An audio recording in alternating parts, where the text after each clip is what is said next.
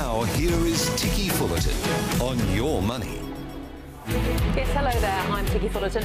Every night bringing you a full hour of the very best in business coverage across the nation and internationally, especially where business and politics meet. Coming up. This government has come to realise that the extreme laws that they've put in place are not enough and not big enough to tame us. Never seen before. New, shocking footage of a recent union rally. I'm proud that they tell us we're lawbreakers. He says we'll bring you all the exclusive footage, analysis and a response from the new Industrial Relations Minister, Kelly O'Dwyer. The end is nigh for any fee gouging on foreign exchange as the Treasurer announces an inquiry into the billions of dollars made in FX foreign exchange fees by the big banks in particular. What does this mean? Well, the Australian's chief economist, Adam Crichton, and the Your Money presenter, and the disruptor TransferWise Australian country manager, Nick Lembo, tell us more. And sounded like a good deal at the time, $2.7 trillion of super money looking for a home, and why not lend to business? The trouble is, super funds want a good return to do that. That's the findings from a report by industry super chief economist Stephen Anthony. Our interview with him just ahead. Yes, well, in a minute we'll show you some more of that exclusive footage that Leo Shanahan, my colleague here on Ticky, has obtained. These are the cries of a senior delegate of the newly merged Construction and Maritime Union, the CFMMEU, at a rally about 4 weeks ago. Proud that on the day, cranes in Botany and through the city of Sydney was standing still. The merged CFMEU and MUA now present as the most politically powerful union in Australia, with the potential to shut down ports and building sites right across the country. And as members say, they're not only comfortable with breaking the law as they see fit, they see it as a badge of honour. Indeed, National ACTU Secretary Sally McManus, who upon appointment in March 2017 shocked business by stating she had no problem with breaking the law if she felt it unjust. Well, the new footage that Leo has got was taken just 3 days after Father's Day. Remember when CFMEU Victorian State Secretary and strongman John Setka posted a Twitter picture of his kids holding a sign saying "Go and get effed" with the caption "Leave our dads alone and go catch the real criminals, you cowards." Well, it wasn't the first time, and no doubt it will not be the last time, that Mr Sekta's obscene and threatening rants colour the airwaves. A year earlier, Mr Setka delivered that outrageous threat at a workers' rally in Melbourne against inspectors at the newly reformed Building Commission, the ABCC, and a threat to their families. Quote, "We will lobby their neighbourhoods. We will tell them who lives in that house and what he does for a living, or she, and we'll go to their local footy club, we'll go to their local shopping centre. They will not be able to show their faces anywhere. Their kids will be ashamed of who their parents are when we expose all these ABCC inspectors." Well, John Setka took down his Father's Day tweet after being criticised by many, including Labor leader Bill Shorten. When the Prime Minister was asked about that tweet, he said he and new Industrial Relations Minister Kelly O'Dwyer would consider deregistering the union. He said, "This is the straw that breaks the camel's back. I'm looking very seriously at this," he told Radio 3AW. The camel, however, still standing as this new footage of the MUA is released today. The unions have good reason to feel empowered, you'd think. The Coalition's Royal Commission into the unions, which promised so much, delivered no political capital and few big scalps. Charges of blackmail against John Setka, which came out of that commission, were dropped, with Labor accusing the Coalition of a politically motivated witch hunt. Compare that with the current Royal Commission into financial services. Well, taken together, these union threats should be a shot across the bows of business, a message that should any employer fall short on work sites through neglect or worse, there will indeed be consequences. But I reckon the threats go beyond that and are deeply disturbing. The question for business is, does the newly combined Construction and Maritime Union, with its membership, financial backing, its representations on the board of industry super funds, its umbilical connections to Labor, do they present a clear and present danger to the Australian economy? A Labor government under Bill Shorten, who the current Prime Minister has labelled union-bred, union-fed and union-led, might have its work cut out for it as well.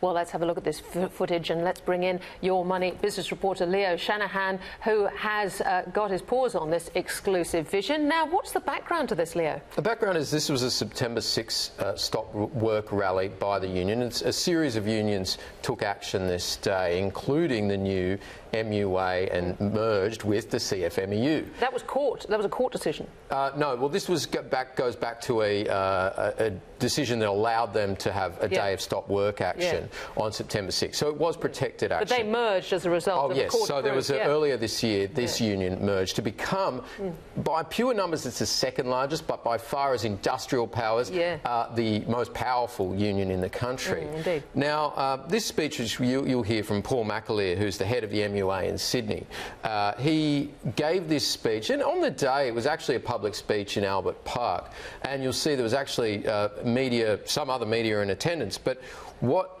people didn't seem to understand is that he was saying this is the power of the MUA and the CFMEU as a merged entity. He says it's a wonderful day to see both cranes upon the city shut down and import botany. So what we have is a union that has the capacity to shut down the ports and shut down the city skyline if need be. And as he says, I'm proud that they tell us we're lawbreakers. And the message is clear. This is what we can do when we combine forces. And you said that, like, cameras were there and presumably it was covered, but this particular piece was not actually published. From beginning to end, take a look at Paul McAleer's speech. The quality's a little iffy, but it gives you a sense of what we're talking about.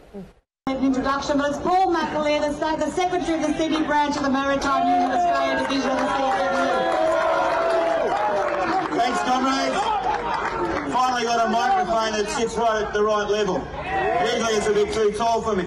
Well, what a great day today is. This is what breaking unjust laws looks like.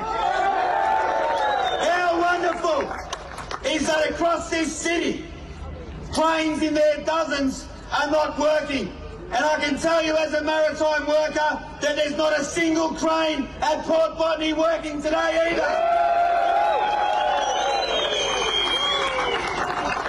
Maritime workers, construction workers have led this wonderful working class of ours in militant action over many decades. And I'm very proud of it. I'm proud that they tell us that we're lawbreakers. I'm proud that we walk off the job when it's an unsafe workplace. I'm proud that we walk off the job when they steal our penalty rates. I'm proud we walk off the job when they attack our delegates and attack our unions. This government has come to realise that the extreme laws that they've put in place are not enough and not big enough to tame us. There is not a law big enough or ugly enough in this country for us not to fight it or for us not to break it. We have a bunch of rotten politicians not far from here, only just down the road, who attack workers and attack our class on a daily basis.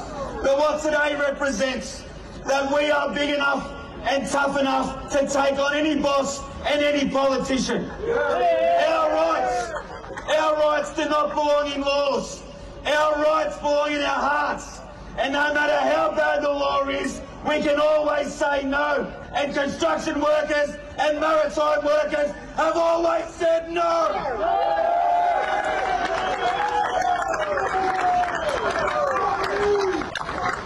We come together because we fight for justice.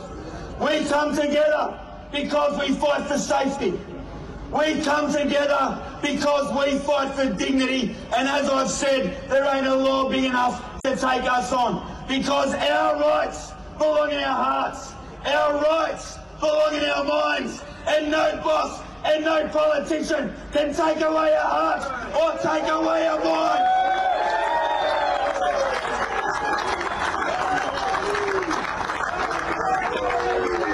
The working class are the toughest and strongest and bravest people in this country. And I want every worker to know, in this country, including the childcare workers who went on strike yesterday, they deserve our round of applause.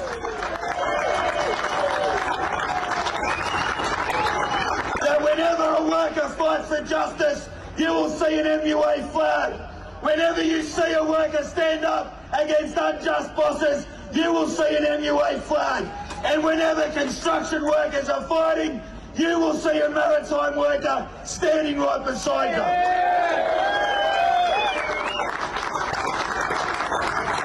Our time is now, comrades. Our time is now. We have bosses and politicians coming up with more extreme laws to take us on. They tried to fine us, it didn't work. They tried to jail us and it didn't work. And when they try and shoot us, it won't work either. Because we have one thing bigger and better than they will ever have, and that's our solidarity. Solidarity, comrades! Solidarity! Well, Leo, our time is now, they say, and I guess that's the, from business and indeed the government's point of view, that's the sort of slightly confronting thing, that you've got this in the context of a much more powerful union than was, say, this time last year. And this is the point. It's so powerful and it's so problematic for both a potential Labor government and the current coalition government. You might generally think that this isn't going to be a problem as much for Labor, but to my mind, you've got Bill Shorten, who's increasingly indebted to the CFMEU and now merged with the MUA, and whole parts of his power base that rely on, ultimately, union leaders like Paul McAleer. Yeah, yeah. And, of course, it's in the context, I suppose, that, Bob Hawke is on the record, I think from a couple of years ago, he was saying that he doesn't support unions that break the law. And he was actually suggesting, a delisting. He, of course, famously delisted the BLF, didn't he? The Building and Labourers Federation. But, I mean, I guess this new idea that's been promoted by Sally McManus, breaking the law when they feel it's just to break it. So it's a subjective test, isn't it? And as you've said, John Sector said the same thing in the past. We get fantastic pay rises, we get good conditions for our members because we fight it outside of the law. Now, I mean, the CFMEU has been criticised multiple times by federal court judges, said it has no regards for the law, it's shameful and disgraceful record in continually breaking laws. And this is not 5 years ago, this isn't even last year, this is less than a month ago, just about a month ago, you have the MUA leader now in Sydney standing up who is emboldened by the support of the CFMEU, saying we can break laws and we can shut down the city skyline and the ports. And as he says, complete shutdown. And as he says, we can break the laws if there's an unsafe workplace, if there's a penalty rates issue, if they attack our union leaders, the bosses attack our union leaders. That again becomes, I mean, they're breaking the law if they do this. And I mean, look, obviously there's a lot of union rhetoric in there that's some would say, oh well, he's justified in standing up. You can't take all of this seriously. Well, when these individuals have this element of power, and this is not a theoretical thing, it's very real, this element of power over both business and politics, it's important that they be held to account. Well, we've got the New Industrial Relations Minister coming up, Kelly O'Dwyer, shortly, so we'll be back talking to her then, see what she's got to say about it. Thanks very much, Leah. Great get. After the break, the ACCC launching a foreign exchange fee gouging inquiry. We'll get the latest with Adam Crichton from the Australian and country manager of TransferWise, Nicholas Lembo. You're watching Ticky on Your Money.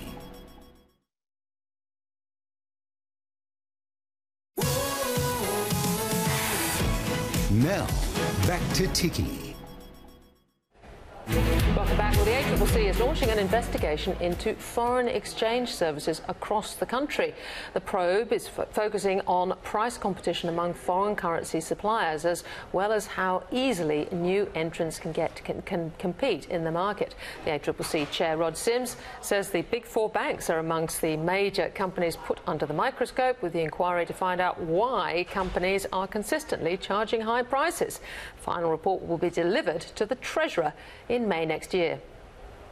Millions of Australians travel overseas, buy things on their visas, or transfer their Australian dollars into foreign currency, and the banks are charging them too much. So we want to stop the rip-off. We want to ensure that Australian families get the best possible deal when they're travelling overseas. Well, for more, let's bring in Adam Crichton, the Australian's economics editor, and also we're joined by Nicholas Lembo, country manager at foreign exchange service TransferWise. Gentlemen, hello. Now, Adam, first of all, there was the Treasurer bringing it right down to, this affects ordinary people all the time, and I know the Australian has been pushing this story a lot. At least I have. I certainly have. And look, certainly this is very good news. The sad thing, I think, is this just should have happened years and years ago. And I note there you said when the report's due in May. Well, that of course happens to be when the next election is. We'll take it right back. Bring us, what is the state of affairs? Well, look, there are two strands to this issue. Firstly, there is using your credit card overseas or even buying something in a foreign currency just on the computer. When that happens, you almost always get hit with a 3% charge by your bank. Now, that's a lot. So, $3 on $100, $30 on $1,000, it really adds up, especially when you go on an expensive foreign holiday. 3% on absolutely everything. I think Rod Sims was saying today that what you see as the rate on Google, you might look up, is nothing like what actually ends up happening if you're thinking about it. Of course. Yeah. And so the second strand is when you transfer money to a foreign bank account. And when that bank account is in a different currency, of course, the bank converts the currency for you. But effectively, the fee they're charging you in Australia is between 4 and 6% of the value. 4 and 6% of the value of the transaction, which is just extraordinary when you compare to the charges overseas in similar situations. All right. Well, Nick, let me bring you in here because, of course, you're one of the disruptors that has come into this market. How easy is it, or what are the challenges to actually being able to compete effectively against the incumbents? Well, I think Adam correctly touched on the fact that one of the largest problems when you need to come into a new market and compete against the incumbents in this space is just simply the lack of awareness and understanding by consumers about how much they're actually being charged in the space. Now, if you look at the charge to send money abroad, as Adam noted, there's of course the upfront fee that your bank might charge you, but the rest of the charge is actually hidden in the exchange rate markup, which, as he said, is anywhere between 4 and 6%. Now, we did a study 2016 that found that only 20% of Australians could actually correctly identify the true cost of sending money abroad. So in addition to all the regular challenges about complying with regulations and finding customers, one of the largest challenges is making sure that people actually understand the problem and are aware that they're being ripped off when they send money abroad. So, Nick, would you be hoping that one of the findings of this inquiry would be that much more disclosure is required? I guess the other thing is, how do I know where to go to find good competition? Well, as you said, it's difficult to know where to turn. We do certainly hope that one of the findings from the ACCC report will be that some form of a transparency or disclosure law is a very clear way to give customers an idea of what they're actually being charged when they send money abroad. Now, many banks around the world are already doing this. Barclays in the UK, for example, has come a long way. They're already showing their customers that there's a 2.5% to 2.7% markup on the exchange rate when you send money with Barclays from the UK. We'd love to see something similar here in Australia that shows customers how much they're actually being charged when they're sending money. Is there a sort of compare the market thing as there is in so many other things, whether it's hotels or mortgage brokers? Well, you absolutely touched on the fact that there are comparison sites for any type of product or service that we buy, whether it's a mortgage or a hotel or anything. There are a number of things that exist like that for money transfer services. In fact, on the TransferWise homepage today, one of the things that we do, because we take transparency so seriously, is we actually show you not only what it costs to send money abroad with TransferWise, but also when our competitors are charging you. Now, of course, it might sound self-serving, but we also show when competitors are actually cheaper than us to send money abroad. So we think that really transparency is at the core of this issue. It's one of our tenets of our mission. And if there's something by legislation that forces the larger incumbent players in the banking space to do that for customers, everyone in Australia will be better off. Yeah, Adam, what do you think about the stickiness of customers and the lack of disclosure there? Do you think that will be a big finding? To some extent, yes. Yeah, look, I think it'll almost certainly be a finding. And it's worth adding that the Labor Party, this is, I think, their policy already, actually, but the ACCC will probably make a recommendation of that. Look, I think most people pay very little attention to their financial affairs, which is a sad thing. And so I think even if there is more transparency, some people, indeed many people, probably most people, will still be ripped off in this regard because, as Nick was saying, it's so easy to kind of hide these fees and to call them other things. But and then you can chat around the room saying, "Oh, I'm so glad I went to the US, this month, not last month, because I've actually made about 4%." Well, actually, if you'd looked shopped around, you could completely wipe out what you. Exactly. Look, but certainly this really adds up. I mean, the government said that the total of these fees is about $2 billion a year. Now that's about 5% of all the major banks' annual profits. And it's worth pointing out... And are these fees largely being made at the moment by the big four banks? Yeah, largely. I think I did a rough calculation, about 900 million were the big four banks, just looking at that 3% fee on your credit card fees overseas. So, right. so it's a very large amount, and basically the fees aren't really justified by any underlying cost. So, you know, normally a charge is a charge for a service and actually costs the provider something. But if you look at these charges, it doesn't cost the bank anything.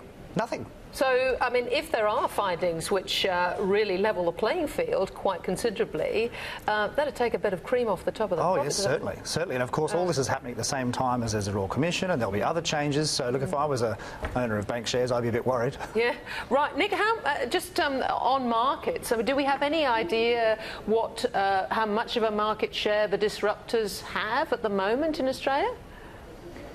Well, in Australia, we are certainly aiming by the end of the year, or maybe even to next year, to have about 5% of the market for cross-currency volume. Right. If you look at the UK, which is a much more mature market with regards to money transfer services and has had a lot more competition than Australia for years previously, we have about 15% of the market for cross-currency money movement in the UK. So I think we'd certainly be inspiring to something similar here in Australia. Now, if we look at last calendar year, we were moving about $3 billion to and from Australia.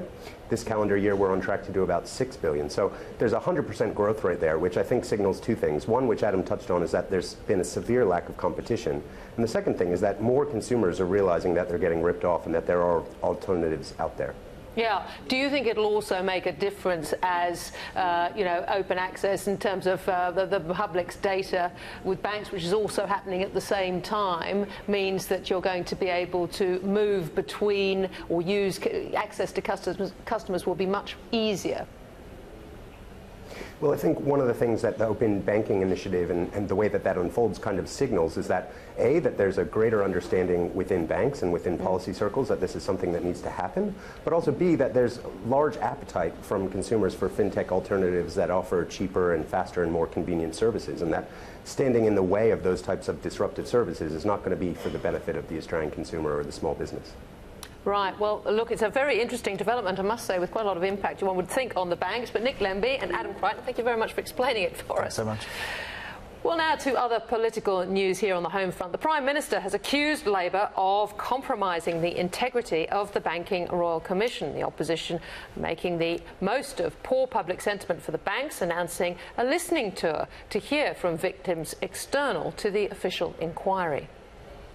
Over 10,000 submissions, but just 27 witnesses fronting the Commission so far. Labor wants to give a voice to the victims who haven't been heard, with roundtables around the country, particularly in rural and regional areas. One of the questions I get when I travel around Australia is, how come no one from the banks has gone to jail?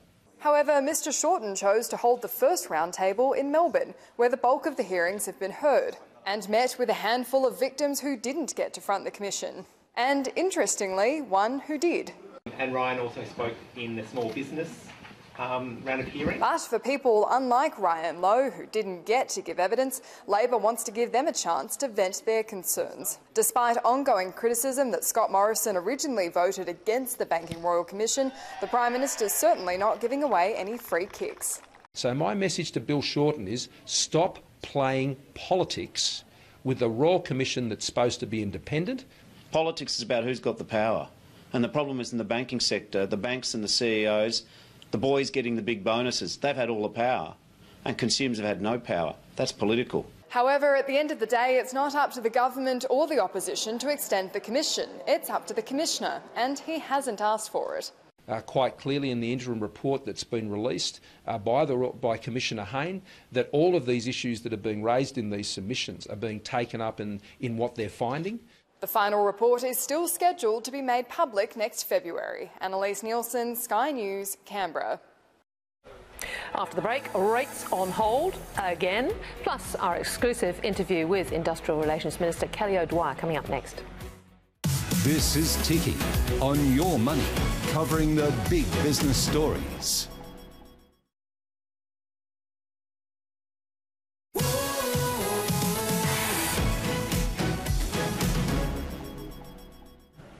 Welcome back. Australia's central bank, holding on to its neutral policy, decided to keep rates on hold for the 24th consecutive meeting, with no sign of a rate hike in sight.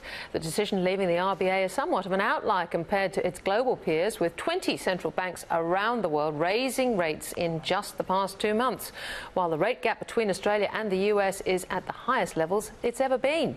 However, with wages growth stagnant and inflation holding within range, most economists, such as AMP Capital's chief economist Shane Oliver, expect no change until at least 2020. So for more on the move, Leo Shanahan got some direct analysis with AMP's chief economist, Dr. Shane Oliver. I think there's more excitement out here with the wind, which seems to get us every time we're out here. But if you read the RBA statement, there have been a few tweaks in there, acknowledging higher inflation, higher bond yields globally, albeit both of those are pretty marginal. And, of course, the stronger GDP numbers we saw in the June quarter, which were certainly good news. And, of course, continuing strength in the labour market. But against all of that, you've got a bunch of uncertainties there. Consumer spending, big uncertainty for the Reserve Bank, house prices sliding away, particularly in Sydney and Melbourne, and, of course, the Reserve Bank acknowledging tighter credit conditions. So I think it remains same old, same old. The Reserve Bank is stuck between a rock and a hard place. It can't raise rates, it can't cut them, for the time being anyway, and I think that's going to remain the case for some time. There was reports today that the Prime Minister had a chat with the RBA Governor, and the RBA Governor had warned him about the Royal Commission impacting on credit conditions in the housing market. You surprised they didn't make more of that in the statement, perhaps? Not really. I think it would be something the Reserve Bank would be concerned about, because I must admit I'm certainly concerned about it, that we get an overreaction to the Royal Commission. And I think the Commissioner Hayne himself was aware of that. There's already a lot of regulation out there. This is all about enforcing the regulation. We don't want to see more regulation piled on top of the existing regulation, such that banks get even tighter in terms of their credit standards. And I think that would come at precisely the wrong time. The banks are already doing it. They're already getting more responsible in their lending. We don't want them to go overboard on this front. So I think the Treasurer, the Reserve Bank, is right to be concerned about not going overboard. Yeah, are you surprised perhaps there's not a bit more commentary around the housing market, given the weakness it's showing, especially in Sydney and Melbourne? I am surprised about that. I would have thought the Reserve Bank by now would have been a bit more concerned about the housing market. We have seen quite a sharp fall in auction clearance rates. I know last Saturday was grand final weekend down there in Melbourne, so it might have depressed them. But even so, compare it to the last year, the year before that, very, very weak numbers coming out there. And it does seem as if that house price numbers in Sydney and Melbourne are accelerating to the downside.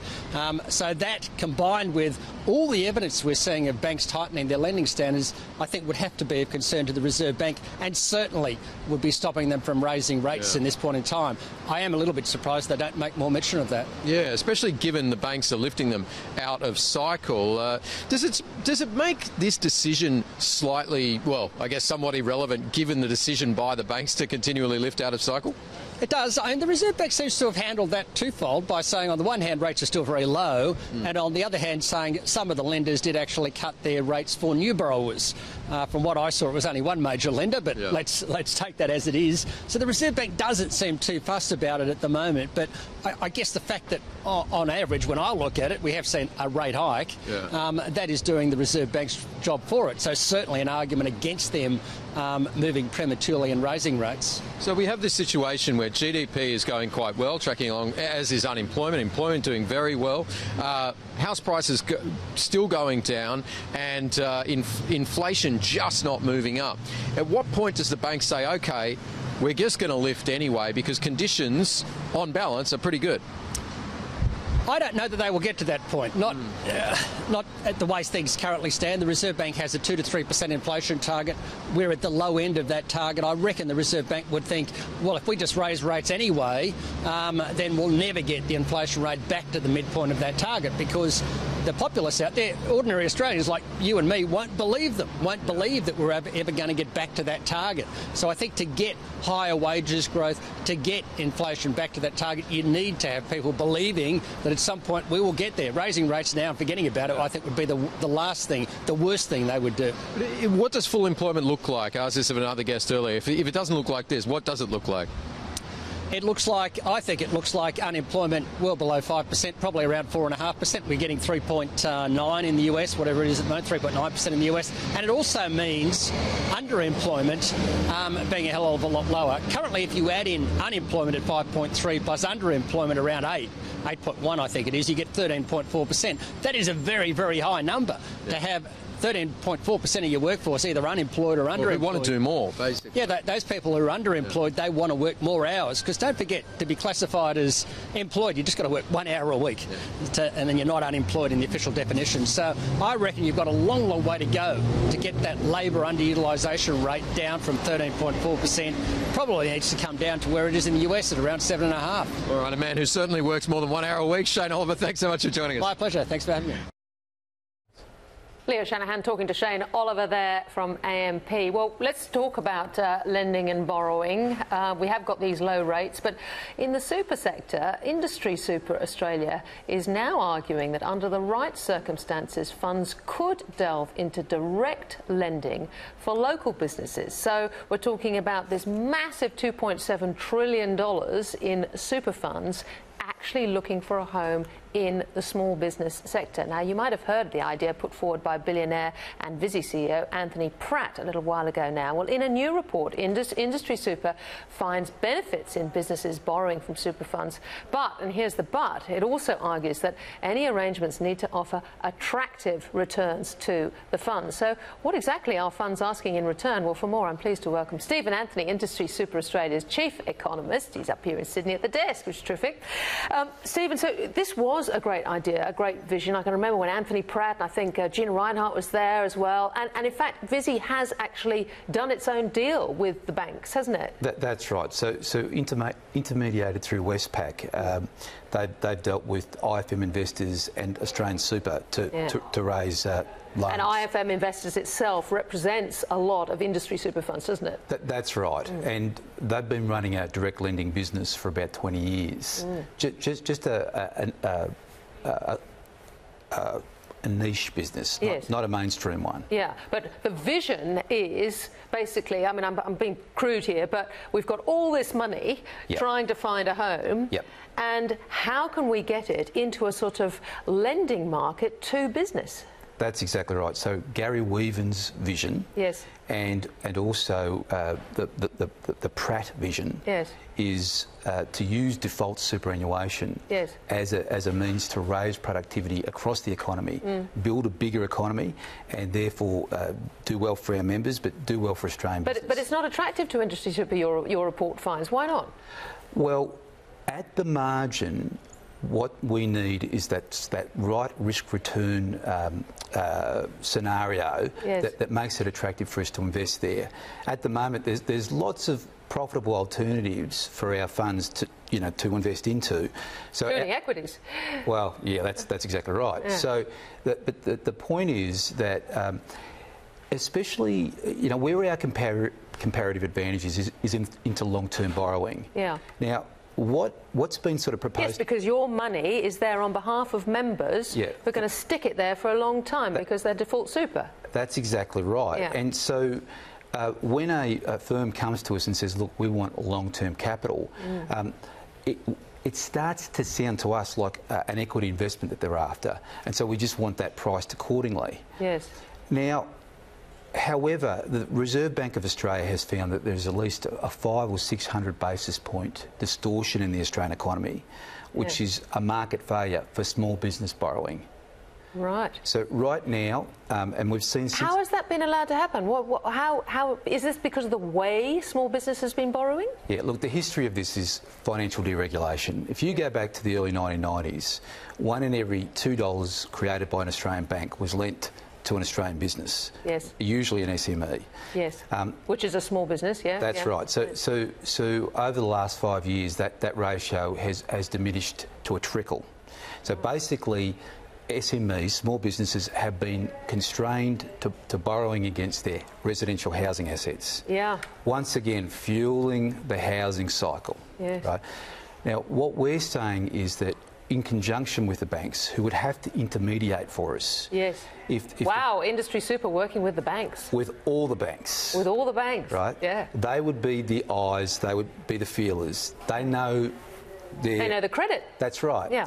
And, you know, we could come in behind that with long-term equity and long-term debt. Yeah. So you're saying that using the banks who've got the knowledge both on the credit, but presumably also the opportunity, the risk, but the reward as well. I mean, some small businesses would be very different from other small businesses. Exactly. And the idea here is to look at the proprietor and see value, and to build that opportunity for, you know, the proprietor, but also for the nation. So who's going to push this?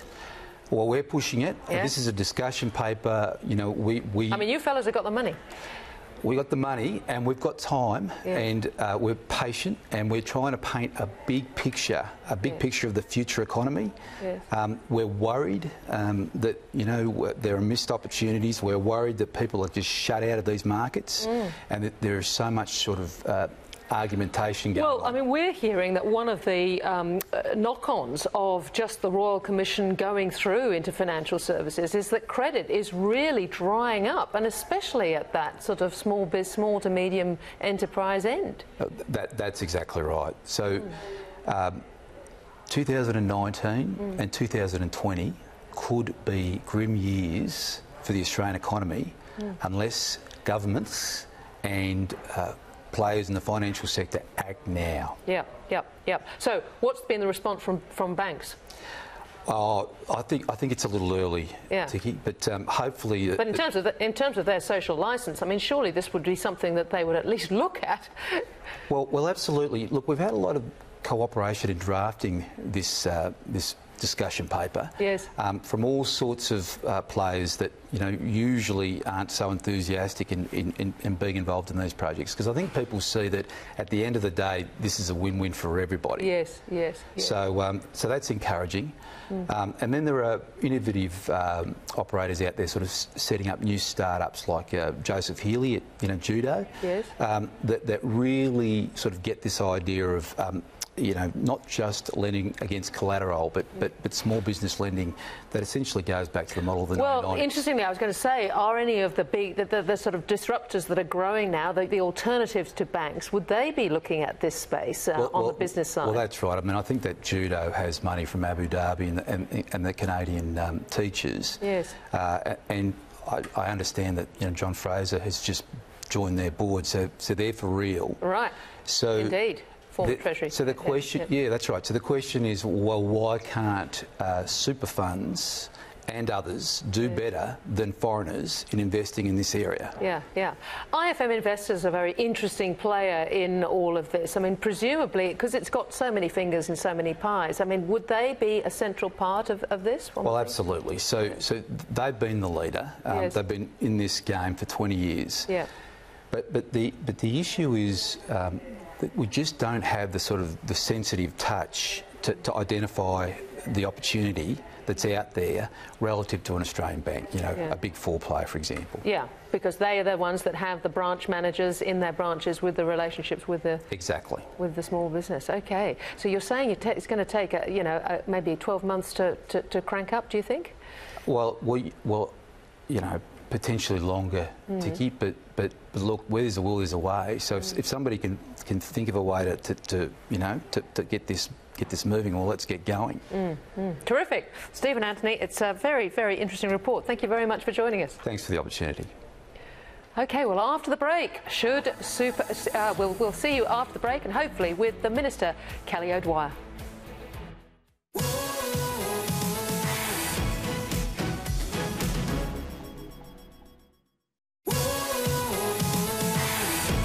Now, back to Ticky. Welcome back. Well, moving to a bit of international news now. US President Donald Trump has called for the FBI to conduct a comprehensive investigation over sexual assault claims made against Brett Kavanaugh. The handling of the probe is coming under scrutiny amid concerns the Bureau will not have enough time and freedom to do a thorough search before a vote on his nomination. The FBI investigation into Judge Brett Kavanaugh under scrutiny, with sources telling CNN that the White House is controlling the scope of the probe, despite President Trump insisting otherwise. Two sources tell CNN that the administration's lead advocate for Kavanaugh, White House counsel Don McGahn, is working with Senate Republicans to make the review as narrow as possible. The top Democrat on the Judiciary Committee, Senator Dianne Feinstein, requesting a copy of the White House's directive laying out the parameters of the investigation in a letter to McGahn and FBI Director Christopher Wray last night. To limit the FBI as to the scope and who they're going to question, that really, I wanted to use the word farce, but that's not the kind of investigation that all of us are expecting the FBI to conduct. President Trump pushing back, charging that nothing will ever be enough for Democrats. You can't interview this person. You can't look at this time period. You can only look at these people from one side of the street from when they were growing up. I mean, come on. A source tells CNN that Kavanaugh's drinking history, a key point of contention at last week's hearing, is not part of the probe. One of Kavanaugh's Yale classmates accusing Kavanaugh of being a frequent and heavy drinker in a statement Sunday. Two sources tell CNN that Kavanaugh and Christine Blasey Ford were not on the initial witness list given by Senate Republicans to the White House, but that agents were expected to interview several people who Ford says were present at the party where she says she was assaulted. Well, let's come back home. Going back to our exclusive story this afternoon, broken by my colleague Leo Shanahan, the never-before-seen footage of union delegates behaving badly. Let's get some perspective on this. Joining us as well is the newly minted Industrial Relations Minister, Kelly O'Dwyer, who's live from the Hilton Hotel in Adelaide. Minister, thank you so much for taking the time to join us here. Now, if I could take you back to that Father's Day, take you back to that Father's Day tweet by John Setka, and the Prime Minister at that stage was open to deregistering the CFMEU. He said this is the straw that breaks the camel's back. Is the camel's back broken? Well, what we've seen with that footage that you have uncovered, and, you know, full credit to you, Ticky and Leo, for uncovering what has been a blatant act by the mega militant union, the CFMMEU, basically saying how fantastic it is that they are above the law, that they will break the law, that they see themselves as above the law, that the law does not apply to them. This is a blatant disregard for the rule of law. It is certainly not something that we as a government will tolerate. Everyone will you move to try to deregister has to obey the board. Yeah, will you move to try to deregister the union? Well, as you know, the MUA and the CFMEU have actually merged. And it is very, very difficult to actually deregister what are segments of the union that are militant, that are very clear in saying that they're not going to pay any attention to the law. We've seen only today the most recent decision by the Federal Court that talks again about the fact that the CFMMEU has a flagrant disregard for the law. They've been given yet another fine, which takes them up to over $1 million in fines in this financial year alone. We've seen more than $16 million worth of fines for their disregard of the law. There are about 71 of their officials who are in front of the courts now with around about 32 matters. They have been said to be one of the most recidivist organisations in history when it comes to breaking the law, and these are comments that are being made by federal court judges. Something does need to be done about this, Minister, and the government has got legislation. Sorry, Minister, what is the government's plan then? We know the record of the CFMEU and now this MUA super union, as you've put it. What is the government's plan in dealing with them, especially, as they've pointed out, their capacity to not just shut down the skyline but shut down the ports at the same time? Does the government have the stomach for a fight with this union? Well, absolutely, because if we don't, it will be chaos and lawlessness across the board, and we know that. And the implications are very significant, not only for our economy, but you think of all of the small businesses that will be impacted, those people who can't get things on and off the wharf, the cost to consumers in actually paying for those goods. You think about as well the cost for people who want to actually have a job and keep a job. The cost to workers is incredibly significant. You, Minister, were trying to get your Ensuring Integrity Bill through recently. That would be legislation that would lower the threshold to be able to deregister a union. You came up against some crossbenchers who were a bit uncomfortable with that. I mean, is this the sort of footage that Leo has managed to obtain? This is the sort of footage that might convince them to go forward and support your bill? Well, I certainly hope so, and I'm in South Australia today. I have been talking with crossbench senators about the Ensuring Integrity Bill, but most importantly, it shouldn't really come down to crossbenchers having to make this decision in the Senate. The only reason it does come down to them is because Bill Shorten lacks the leadership of someone like a Paul Keating and a Bob Hawke, who were prepared to actually draw the line at militant disregard for the law when it came to militant unions. You only need to take the example of the BLF, when Bob Hawke, together with the ACTU, actually said, no, enough is enough, we are not prepared to stand for lawlessness, and they actually passed legislation with cooperation of the union movement itself. But right now you have got the ACTU, who actually have a campaign of law breaking. They want law breakers to become lawmakers, and they are doing this in conjunction with Bill Shorten, the leader of the Labor Party. Now, just how damaging do you think potentially the MUA combined with the CFMEU could be at the moment if they wanted to be? Well, they have demonstrated a capacity to be incredibly damaging. I mean, you only need to look at the statistics that have been brought forward by the Master Builders Association, where they talk about the fact that construction in this country costs around 30% more than it should because of the lawlessness on building sites around the country. Now, we have got a building regulator in place, the Australian Building and Construction Commission, that is trying to impose some law and order on building sites to actually bring down that cost, because when you think about it, that's actually paid by Australian taxpayers. They're paying more for schools and hospitals and other important public infrastructure than they should because of the actions by these militant mega unions. On the day of this strike, we didn't actually hear much about it, some of the economic damage it caused even the ports. Do you think business leaders are scared about making the damage that some of these strikes can cause public for fear of retribution by these unions?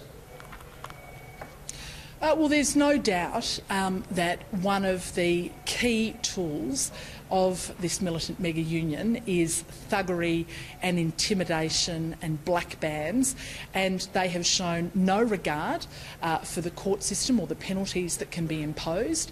They have been quite flagrant in their disregard, which we've seen again captured on the video that you have put to air tonight. But this is not something that we can stand for in a civilised society. We can't be dictated to by the vested interests of a few. We actually have to have a fair and balanced system that works for small business people, that works for workers, that ensures that people can purchase the vital infrastructure that we need and demand in this country, and that can ensure that we continue the fantastic growth story that has been 27 years of uninterrupted economic growth that has delivered prosperity and lifted living standards across the board for all Australians. Minister, I come back to the Prime Minister before saying that, you know, the last time he saw that tweet, he said it was the last last straw on the camel's back. Now, of course, Bill Shorten and Labor, if they got into government next year, they would no doubt get rid of the building commission that you returned. Bill Shorten says he's got no time for any illegality, whether it happens in a union or in a big bank, he makes the point. But he said, and I quote, "I don't think, therefore, think you make unions illegal if you have individuals within them not adhering to the rules." By implication, you're saying, you know, tick off the individuals. Well, that's exactly what we are trying to do with our Ensuring Integrity Bill. There is actually a precise element within that bill that goes to whether or not certain officials, whether they be of a union or even an employer organisation, whether they are fit and proper to actually serve as an officer in that union or in that employment association. And he is refusing to support that very bill. I mean, it's a bit laughable to think that Bill Shorten says he's not going to stand for lawlessness when he invites, as one of his key guests to his election night party, John Setka, who has got a rap sheet as long as you like, where he has been what do you think convicted of assaulting police officers. What will you and the Prime Minister do now? We are absolutely committed to getting this bill through the Senate. We'll continue to talk with the crossbench, but we call on the Labor Party to support these very balanced measures that are in this bill, to set aside the vested interests in the militant CFMMEU, to actually be a leader like Hawke, to say enough is enough. We need to have lawlessness abandoned and law restored. Minister, I thank you very much for your time on a very busy day. It's very good to hear from you on this. Thank you. Well, that's all for the show tonight. Tomorrow night, venture capitalist Mark Carnegie. Until then, thanks for your company.